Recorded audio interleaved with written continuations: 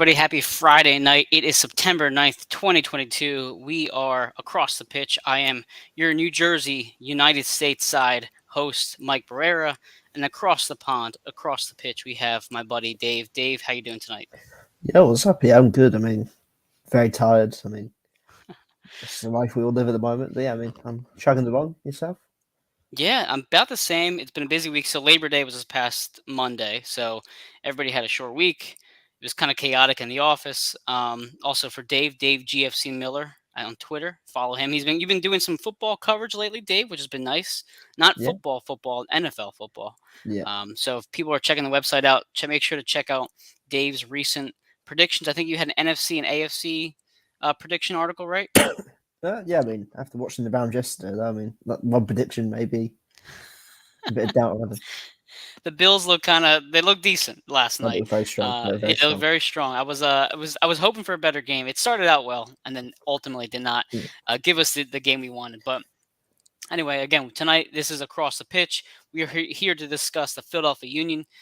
They are in the first place Eastern Conference, Philadelphia Union, who just took care of New York Red Bulls this past week and now have an upcoming match against Orlando in Chester. So a good home match there. But before I get too far ahead of myself, Dave, I'm going to read the sponsors real quick to get those out of the way. We're trying to do a shorter show because I have to work after this. yeah. What else is new, though, Dave? What else? All right, so first up, we have the YouTube channel. Follow the YouTube channel, and that way you have a chance to win a Brian Dawkins poster. So that's pretty cool right there.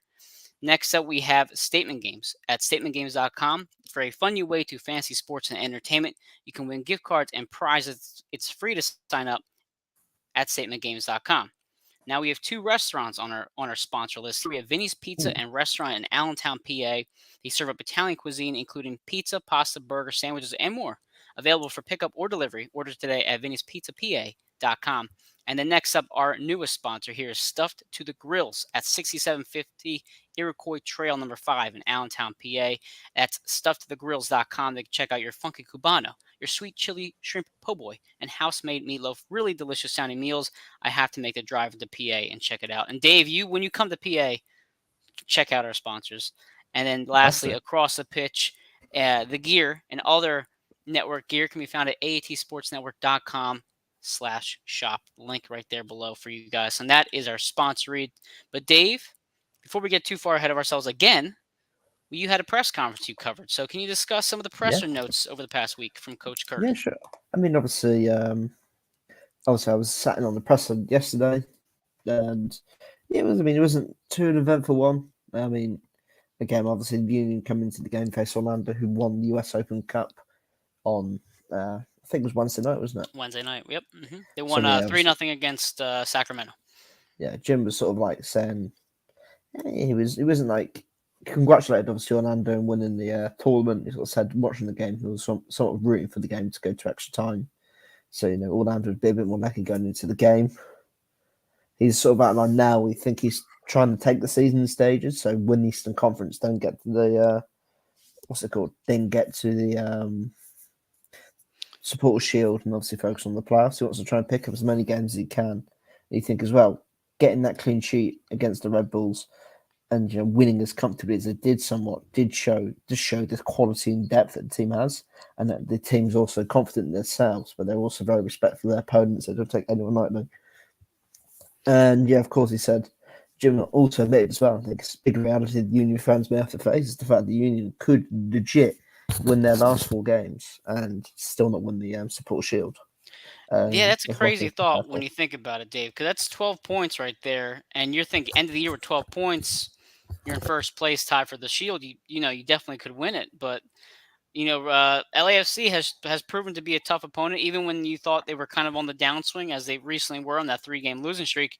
They come back and took care of business against, I for. want to Salt say, Lake. Real Salt Lake. I thought it was gonna be a Yeah, closer game. That first goal was kind of like that first, chink in the armor, and then just kind of erupted after that.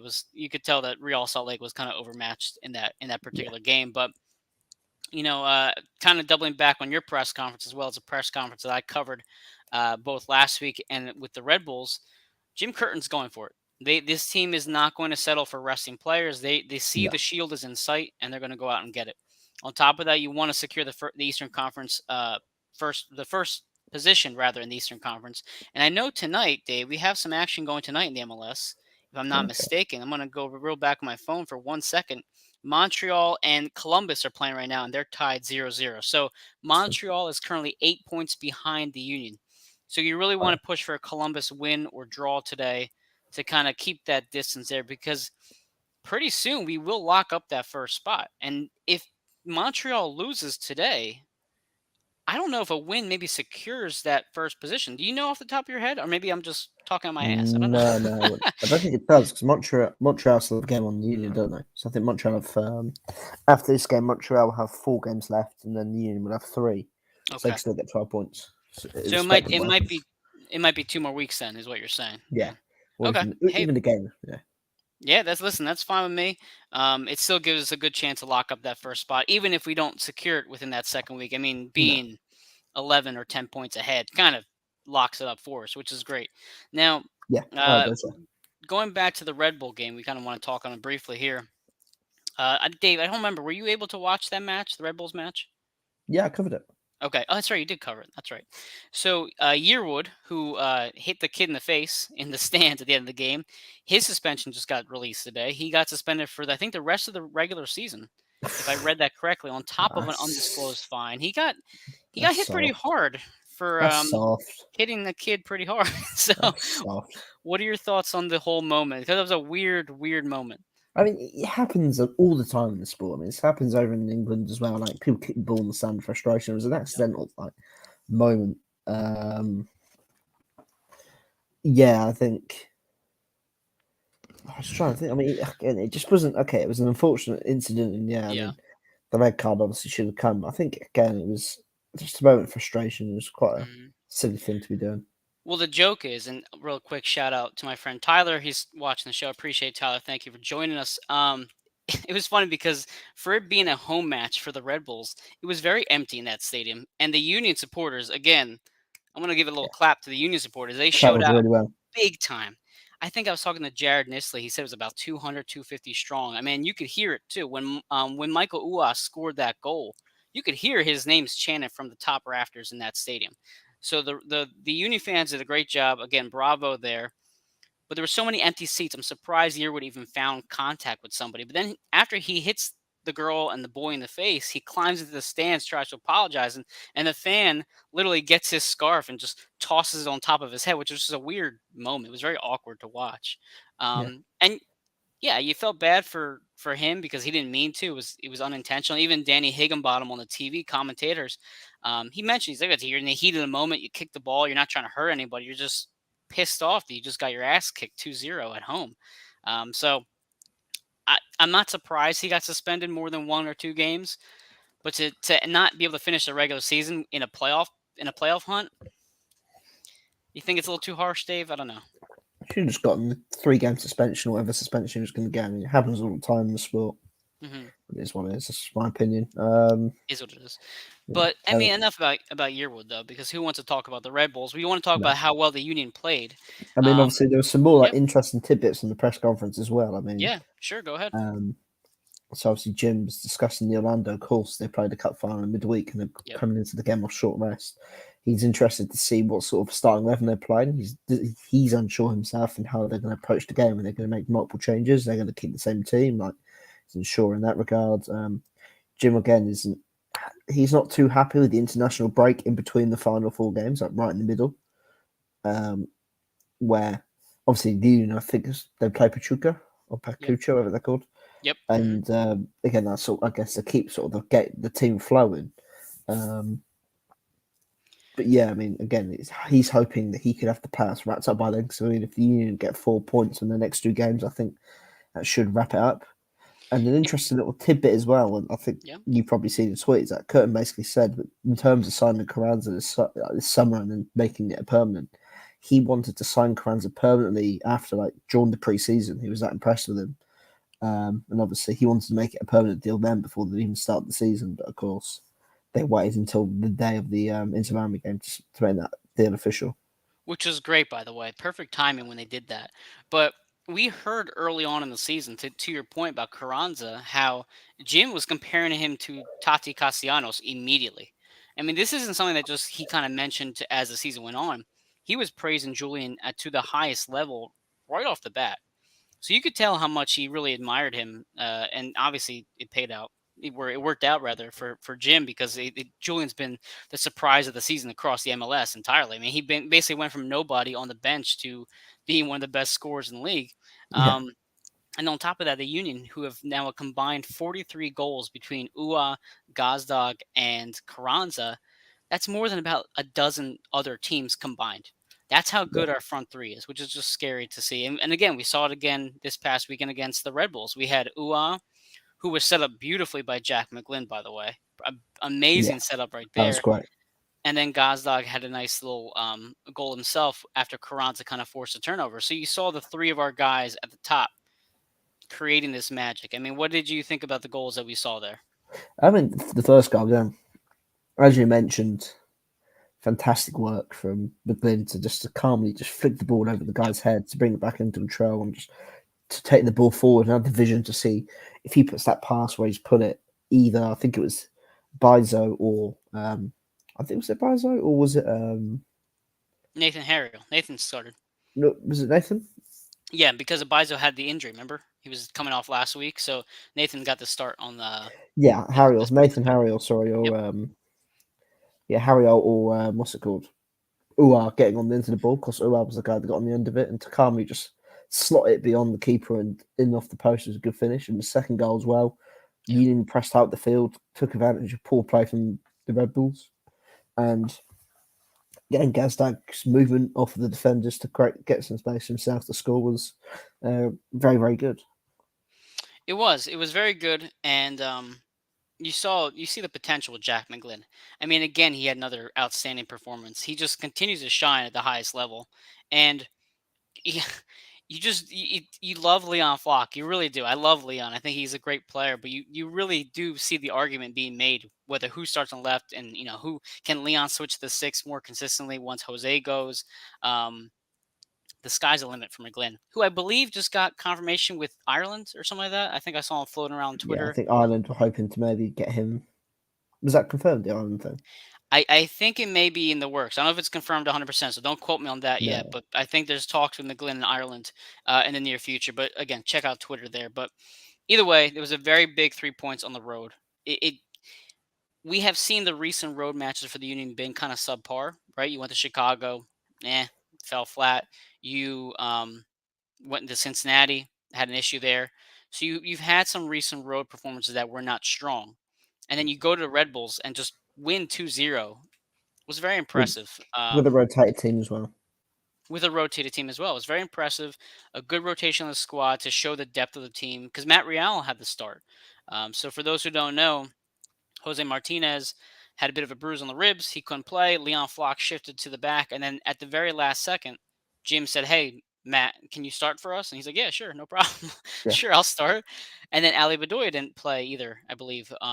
he came on Was quite did late. we Yeah, he played at the back end of that, right? He was subbed on, if I remember correctly. Or was it the week before? Yeah, I think he came on. Okay, yeah. So it was about a bit of a rotation there. And excuse me, I had a long week, so if I don't remember, my apologies.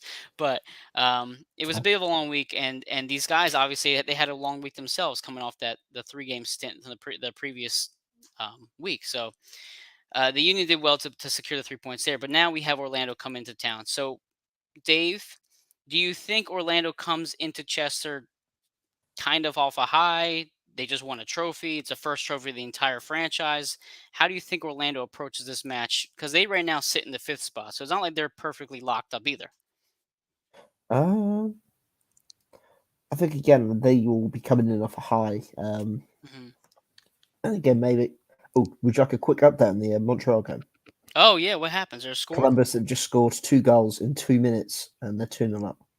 There you go. The So for Union, those who are, yeah, there you go. but basically the context is after this game, Montreal have 4 games left. Hmm. The Union would have 3. The Union would have to lose all 3 of their games, and Montreal would have to win all 4. Presuming the Union win against Orlando tomorrow night, that is the best case scenario. So Jim could essentially have his wish. Come, what's it called? Come next week, really, Yeah, before come next the week. international Maybe before the before international that. break. Yeah. depending where Montreal's game in hand as well. I mean, let me have a quick look at that. Sorry, we've gone a bit off topic here. Montreal's game in hand is, funnily enough, in midweek against Chicago, so the Union could mathematically have it all wrapped up before next week, and then that's of Wow. course when you start to focus in on that support shield, which is going to be a hell of a run. Because I mean, again, LAFC have got 2 successive road games in the next 2 games. And if they slip up or fault in either of those, the Union will be on their tails. And if the Union can win tomorrow night and LAFC pick up less than 3 points, the Union are in with a massive shout. Well, LAFC, to give you some context there, they go to Dallas this weekend, and then they go to Minnesota the weekend after that. They then get to host Houston 3 weeks from now, and then they end the season at Portland and then hosting Nashville. So you have 3 really tough home games, or road games rather, for them. I mean, those aren't cakewalks at all. Yeah, If the Union can pull out the win this weekend, if Montreal can continue to lose, and then the Union go to, who do they go to next week? They don't go to Charlotte. Though Charlotte's a week after that. They've one more road match. Oh, they go to Atlanta next Saturday. I mean, those are yeah, very winnable games for sure, especially because no, after for what sure. we saw, what we just did to Atlanta the past week prior.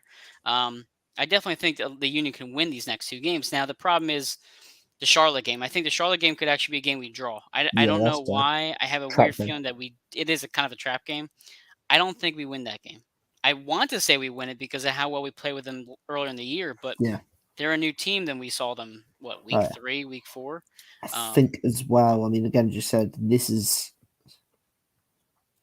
it's difficult. And again, it's a trap game, but I think the Union, especially considering LAFC have got the points and they've got the game in hand, mhm. um, the Union are going to have to win out. I think at this point. They're going to have to win out. I agree with you. Unless LAFC can lose back-to-back games or only get one of the 6 points against Minnesota and against Dallas, I think that might be your saving grace right there, if that's the case. But in terms of this week's matchup, though, Dave, we want to look at some numbers here. The Union have scored 63 points. They've allowed only 21 goals so far this year, while Orlando has only scored 35 goals and they've given up 40. So for me personally, you're coming They're off a not. team who has given up more than they've scored, right? They're not prolific. They're not prolific.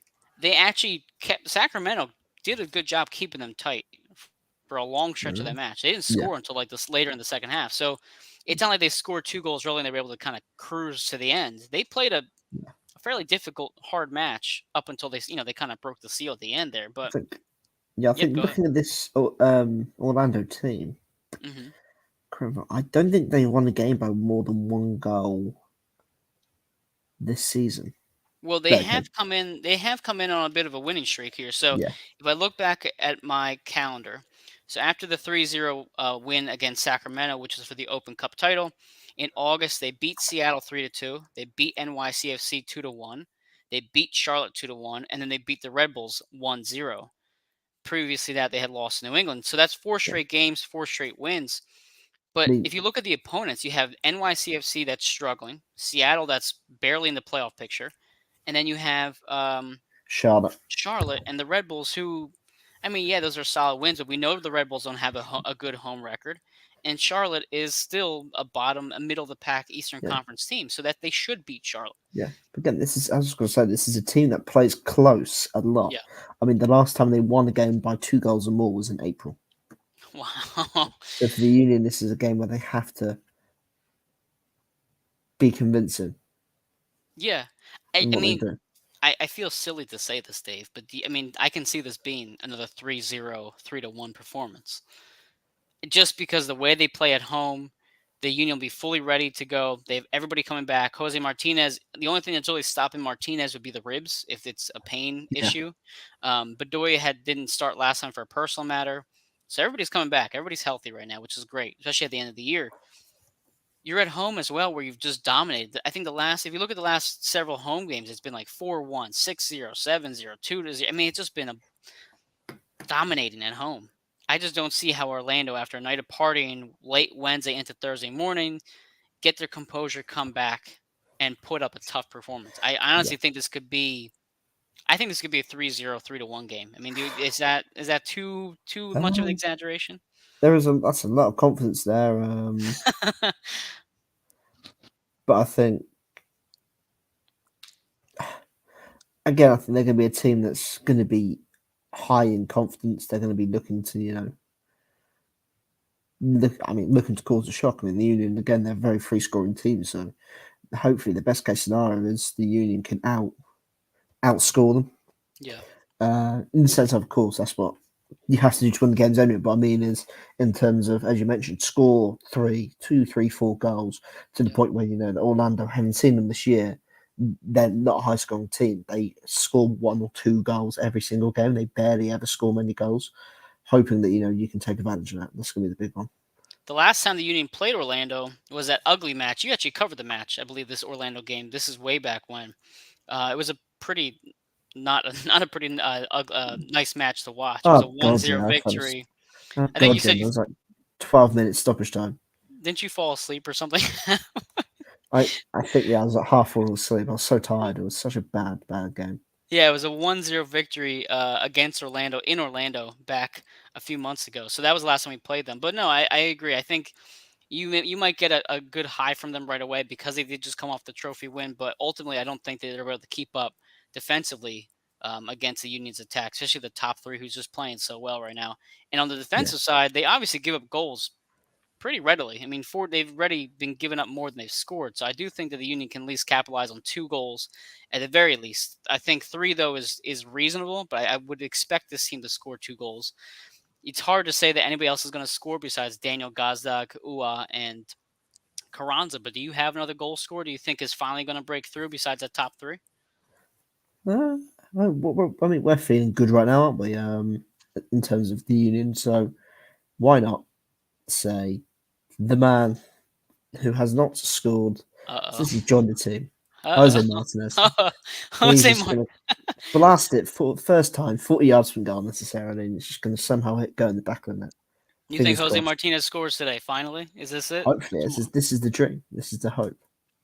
I saw somebody on Twitter. I think it was Curtin Stan, if I remember correctly on Twitter. He said, wouldn't it be great if Jose Martinez scores and we win the MLS Cup with him scoring a goal? I'm like, that would be pretty That much would the be full most. circle. That would be full circle. Be a completely great way to end the year. I do think that somebody else scores besides the top 3. I've been saying for Ali Bedoya to score. He's had a couple chances recently these past couple weeks. He's missed just by a little bit. He hasn't scored since maybe. Oh my God! When's the last time he scored against DC, or was it the week after that? A home match. I I know he scored think it at was DC. DC. I think it was DC. Okay, so somebody correct me if I'm wrong there, but Ali Bedoya hasn't scored for a couple weeks now, so I want to see him get back on the board. I think he's definitely due for a goal. He's been getting very close. So I think Yeah. Ali Bedoya scores. I personally think it's gonna be a 3-0 victory, and I know that Um, sounds ridiculous, but I do honestly think they can take care of business. What's your yeah. what's your score prediction here, I'll Dave? go 2-0. Tuna. I'll take that. Listen, Andre 2-0. Blake gets another save. And then I'll end with this day before we wrap up the show. I didn't want to make it too long tonight. Like I said, I have work. MVP, Daniel Gazdag or Andre Blake or somebody else in the league, do you think? I think in terms of the Union's own MVP to be in the race, or Both. Let's do both here. the Because, Union's MVP is Gazdag. I think the goals and assists he's taken up this year, because again, even when the Union were struggling for goals and creativity, he was still providing that for the team. yep. When others perhaps weren't, he was still coming up finding goals, and I mean, trying to find some of the games. Like, look at some of the games that the Union have played in. Again, like, he is, I think, 18 goals and 8 assists this year is an incredible record for someone in that number 10 position. So I'm really excited. I'm going to agree with you as well. And listen, this is going to sound crazy. I do believe that because of how strong our defensive backline is, Andre Blake has greatly benefited from that, obviously, right? I also Yeah, do think that you can't make him the MVP because of that.